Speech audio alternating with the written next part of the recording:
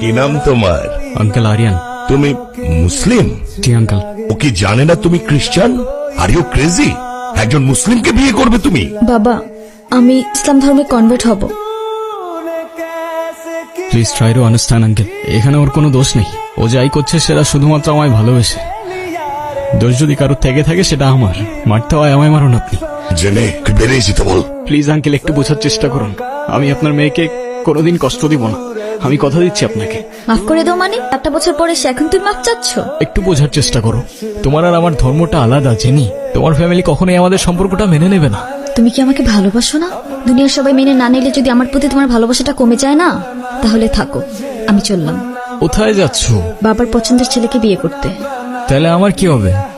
তুমি তো আর আমাকে ভালোবাসো না। বাসি, অনেক ভালোবাসি। পরিবার তো মানবে না। না মানুক? সমাজ কি বলবে? সমাজের বাইরে চলে যাব। কত দূর? যতদূর গেলে তোমার